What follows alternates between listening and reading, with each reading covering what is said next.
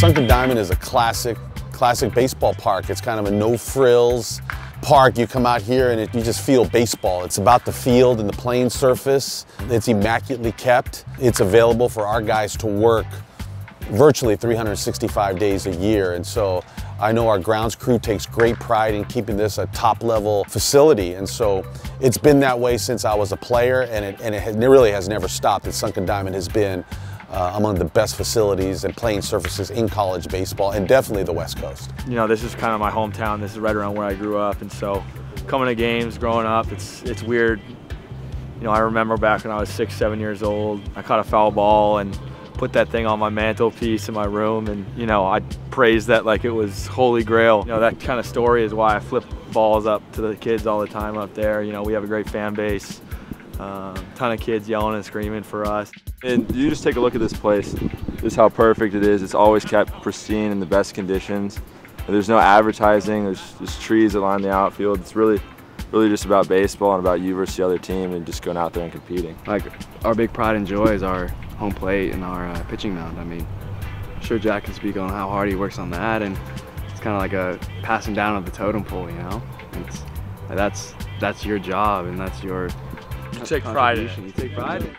I mean, we get to come here whenever we want to put in our work in, and the coaches always, we get in the locker room on our own, we can get into the cages on our own whenever we need, and I mean, really, I think that's an advantage to us because we don't have to really go out of our way to be here. Another huge advantage is not only us being close, but the coaching staff being close. I mean, we got guys living on campus or living in housing right around here, and so you shoot them a text and say you need to get some work in, and you know, they could beat you to the field. Yeah. You have a 10-minute bike ride, and they'll be sitting in the cages waiting for you. So coaches don't even live on campus; they live in the locker room because they're probably here more than we are sometimes. Well, Coach Marcus laid a foundation here that was built on work ethic and grit. Right? You had to have a certain toughness about you. You had to be willing to work hard, and hopefully take as part of one of your pride points is working harder than the competition.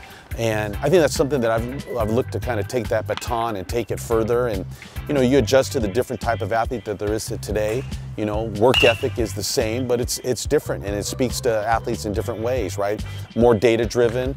There are more tools to try to get our players better that we've had to make a big part of our program. As much as having a great playing surface and a great hitting facility and all the tools and technology that it takes to make great players, what makes this place great is great athletes and great people instructing them. It starts with just their availability and the time they're willing to put in to develop these players. And so I'm so appreciative of the amount of hours that they spend thinking about how to improve our players, and not only just on the baseball field, but how to be there for them off the field, whether it be just a personal issue or just on helping them just kind of deal with life and grow as young men.